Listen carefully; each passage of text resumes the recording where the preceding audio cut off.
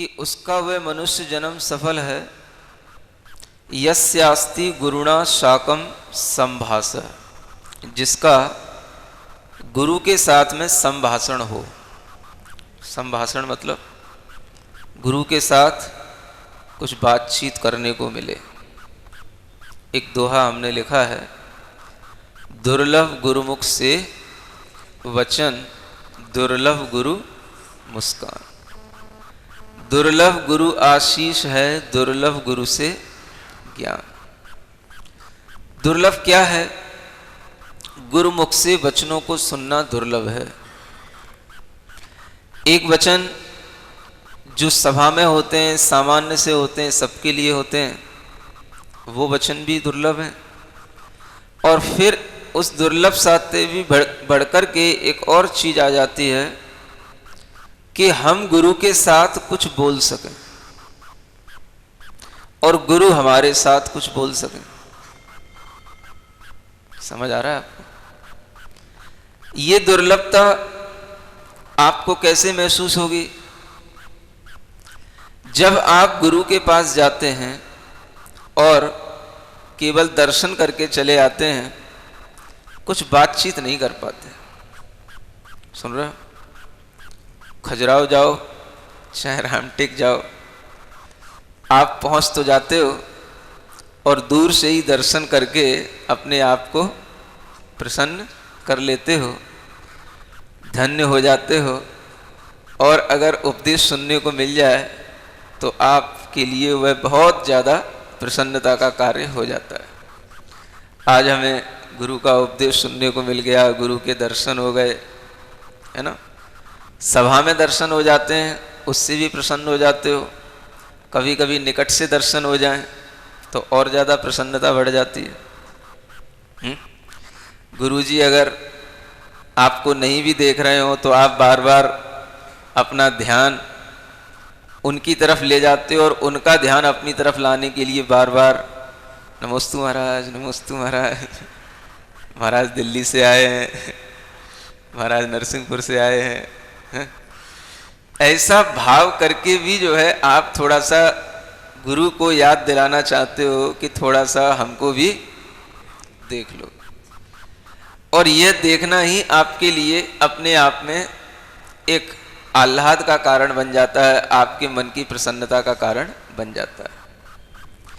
ये चीजें धीरे धीरे बढ़ती हैं, ज्ञान धीरे धीरे बढ़ता है, सन्निधि धीरे धीरे बढ़ती है और धीरे धीरे हमारे मन में जैसे जैसे विचार दृढ़ होते चले जाते हैं, वैसे वैसे हमारा प्रयास ऐसा रहता है कि हम और वह दुर्लभ चीज़ों को प्राप्त करें जो चीज़ें केवल बहुत पुण्यवान लोगों को मिलती हैं, हर किसी को नहीं मिल पाती।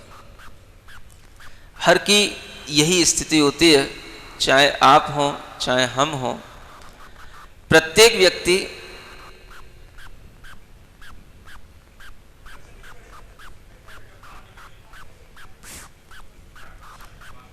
व्यक्ति अपने आप में यही कोशिश करता है कि हम जो भी दुर्लभ सानिध्य हैं, जो भी दुर्लभ संयोग हैं, हम उनको प्राप्त करने की कोशिश करें। और ये करना भी चाहिए। आप अपने जीवन में जिस तरह से आगे बढ़ने के लिए अनेक प्रकार की ऊंचाइयों को प्राप्त करने के लिए प्रयास करते हैं, ऐसे ही जब हम अलौकिक मार्ग पर चलने की कोशिश करते हैं तो उसमें भी हमें अनेक प्रकार की भावों की संयोजना करनी पड़ती हैं। और उन भावों में सबसे दुर्लभ भाव ये होता है कि हमें गुरु का सानिध्य मिले, और उससे भी बढ़कर के ये होता है कि हमें गुरु से कुछ दिशा निर्देश मिले। क्या सुन रहे हो? एक उपदेश मिलना सामान्य बात है, लेकिन दिशा निर्देश मिलना एक विशेष बात होती है। क्योंकि उपदेश तो सबके लिए है।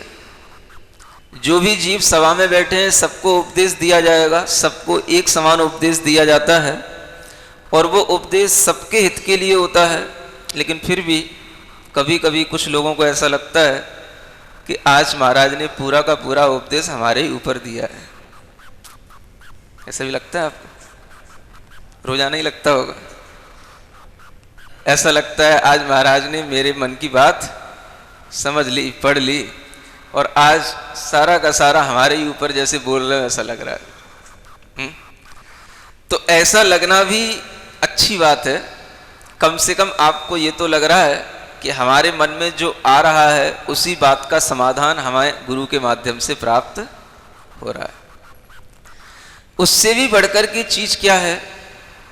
गुरु का दिशा निर्देश मिलना। हम अगर वास्तव में मोक्ष मार्ग पर आगे बढ़ेंगे तभी हमें गुरु के साथ संभाषण होने की स्थिति बनेगी और तभी हमें दिशा निर्देश मिलेगा। क्या सुन रहे हो? गुरु के पास गए, आपने दर्शन कर लिया, उपदेश सुन लिया, उनका पूजन भी कर लिया, लेकिन आप जानते हो कि हमें अब वापस जाना है और हमें अब अपने ही मार्ग पर चलना है। गुरु जी आपके अनुसार आपके मार्ग पर तो नहीं चल सकते। समझ आ रहा है? तो आपके लिए हुए पुण्य उतना ही काम किया। अब एक कदम आगे बढ़ाने की हिम्मत बड़ी हिम्मत वालों का काम है। कौन सी हिम्मत?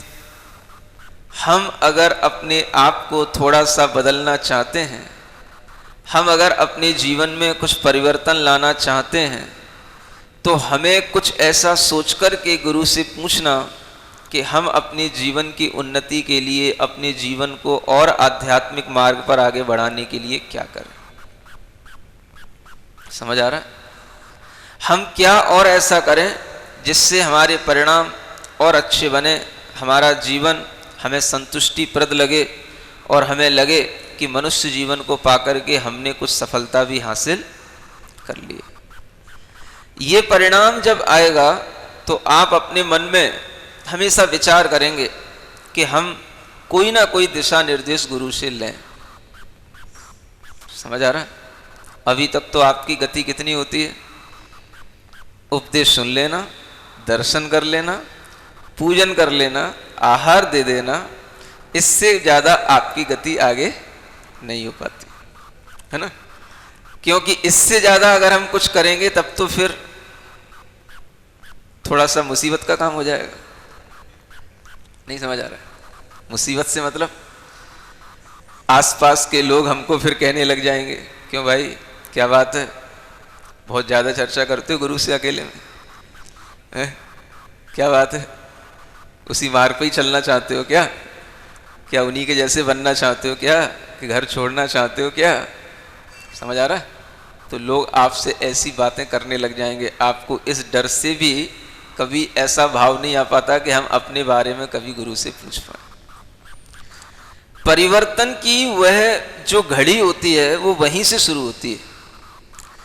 जब आपके मन में ये आ जाए कि हमें गुरु के दिशा निर्देश से अपना जीवन चलाना है, तो समझना कि अब आपके अंदर कुछ परिवर्तन की घटना शुरू हो रही है। समझ आ रहा है? अभी तक तो क्या है, एक कॉमन बात है, उपदेश इत्यादि सुन लेना, ये सब जो है सामान्य से सबके लिए है। लेकिन पर्टिकुलर अपने लिए हमारा क्या भाव होना चाहिए, हम अपने जीवन के लिए क्या करें, तो इसके लिए आपके मन में जब ये विचार आएगा तो अपने आप आपके अंदर ये भाव आने लगेगा कि हमें गुरु से कुछ पूछना चाहिए, हमें गुरु से कुछ दिशा निर्देश लेना चाहिए। समझ आ रहा है? सबके जीवन की शुरुआत इसी तरह से होती है। गुरु से बोलना, गुरु से बात कर पाना और गुरु के दिशा निर्देश में चल पाना, ये अपने आप में बड़ी कठिन चीज होती है। जिनके जीवन में ये चीजें घटित होती हैं वो जानते हैं कि ये चीजें कितनी दुर्लभ होती हैं। समझ आ रहा है? आप कहते हो हम आचार्य महाराज के पास जाते हैं तो वो कुछ हमसे बात ही नहीं करते। नहीं समझ आ रहा है? हाँ, हमारी तरफ कुछ देखते ही नहीं है। तो आपसे बात करने के लिए आपके अंदर भी तो कुछ काबिलियत होनी चाहिए कि आपसे क्या बात करें। नहीं समझ आ रहा? हम वही तो आपको सिखा रहे हैं कि आप भी अपने अंदर ऐसी काबिलियत लाओ कि वो आपसे बात करें। और वो काबिलियत कैसे आएगी, उसी के लिए आपको थोड़ा सा यहाँ समझाया जा रहा है, बताया जा रहा है, कुछ प्रसंगों के माध्यम से आपको कुछ समझ आने लगे तो अच्छी बात है। गुरुजी सबसे बात करेंगे तो फिर अपने से बात कब करेंगे? क्या समझ आ रहा है? और सब में इतने लोग हैं कि अगर एक से करें दूसरे से ना करें तो भी बड़ी मुश्किल की बात है। सब जगह के लोग जब आसपास पहुंच जाते हैं, उनको घेर लेते हैं, तो वो किस किस से बात करेंगे? और सबकी इच्छा होती है कि हमसे गुरुजी बात करें, हमसे गुरुजी बात करें। अपनी योग्यता कुछ ऐसी बनाओ कि अगर आप सभा के बीच में भी बैठे हो, बहुत लोगों के बीच में भी पहुंचे हो, तो भी गुरु आपको देख करके आपको बुला सकें और आपसे कह सकें आओ तुमसे कुछ कहना है। समझ आ रहा है? ऐसी योग्यता बन सकती है। अथवा अगर आपको गुरु से बात ही करना है तो आप अपने अंदर ऐसी योग्यता बनाओ कि हम गुरु के पास पहुंच करके पूछ सकें, उनके पास बैठ सकें और उनसे पूछ सकें कि हमें अपने आगे जीवन को चलाने के लिए क्या क्या करना चाहिए, कैसे हमें जीवन अपना अध्यात्म के मार्ग पर लेना चाहिए, कैसे हम अपने जीवन को और उन्नत बनाएं। ये आप जब पूछेंगे तो हो सकता है कि गुरुजी कुछ अच्छा आपको बता सकें। लेकिन ऐसा पूछने का मतलब है कि गुरु से कुछ ना कुछ बॉन्डिंग कर लेना। बॉन्डिंग जानते हो? हाँ, कुछ ना कुछ अनुबंध हो जाना, और फिर वो खतरे का काम है कि हमने पूछ तो लिया और उनने कुछ कहा तो फिर हम, क्या समझ आ रहा है, उसको फॉलो कर पाएंगे कि नहीं कर पाएंगे? हाँ? तो ऐसा भी नहीं करना। आप बड़े मायाचारी लोग हो, समझ आ रहा है? छल कपट आप में कूट कूट के भरा है। कोई भी चीज, कोई भी ट्रिक आपको समझाई जाए तो वो भी आप जो है ना, हाँ, अपने उसी मायाचार के भाव से ही प्रस्तुत करने की कोशिश करते हो कि चलो गुरुजी से बात भी हो जाए, कुछ पूछ भी लें, और फिर जब वो कुछ कहेंगे, करना ना करना अपने ऊपर है, चलो कम से कम उनने देख तो लिया, उनसे बात तो हो गई। सुन रहे हो? जब ऐसा भी होने लग जाता है तो भी गुरु समझने लग जाते हैं कि लोग हमारे पास आकर के इस तरह से भी करते हैं। सुन रहे हो? फिर उनको भी एंट्री नहीं मिलती है। फिर एंट्री किसको मिलेगी? जो बाहर खड़ा खड़ा आकुलित होगा कि नहीं, मुझे वास्तव में गुरु के दिशा निर्देश को प्राप्त करना है, गुरु के अनुसार हमें अपना जीवन चलाना है। ऐसा व्यक्ति जब बाहर खड़ा खड़ा आकुलित होगा तो उसके लिए फिर एंट्री मिलेगी कि नहीं भाई, ये कुछ काम का आदमी है, भव्य आत्मा है, इसे जाने दो और इसे जो है गुरु के पास बैठने दो। ये कब हो सकता है? जब आपके अंदर की योग्यता आप खुद प्रकट करना चाह रहे हो और आप जो है अपने मन में कोई छल कपट नहीं रख रहे हो।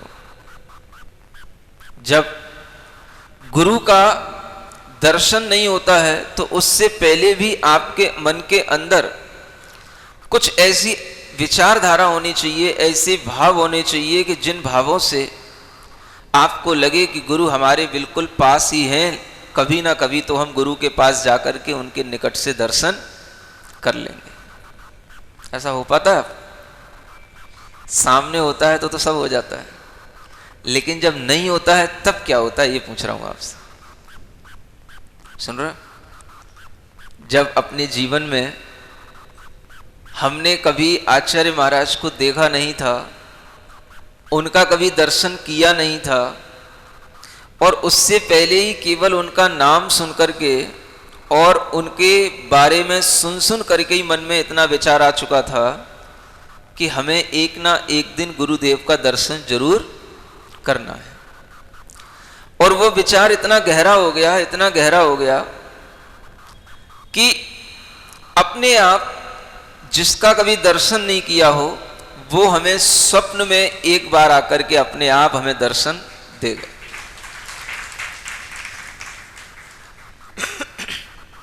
ऐसा कभी आपके साथ होता है? देखने के बाद होना अलग बात है, और देखने से पहले होना ये और अलग बात है। वो भी कम नहीं है कि देखने के बाद भी हो जाए, लेकिन नहीं देखा हो, देखने से पहले ही गुरु का दर्शन हो जाना, ये अपने आप में कहीं ना कहीं अपने मन के भावों में जो एक अत्यधिक तीव्रता होती है उसका सूचक होता है। और इसी वजह से जब कभी गुरु का दर्शन होता है तो जैसे आज आप सुनते हो ऐसे हम भी कभी सुना करते थे कि गुरु के पास जाओ तो गुरु कभी बोलते नहीं है। सुन रहे हो? और हम जब गुरु के पास गए तो हमसे यही कहा गया था कि गुरु आपसे बातचीत भी नहीं करेंगे, आपकी तरफ देखेंगे भी नहीं। समझ आ रहा है?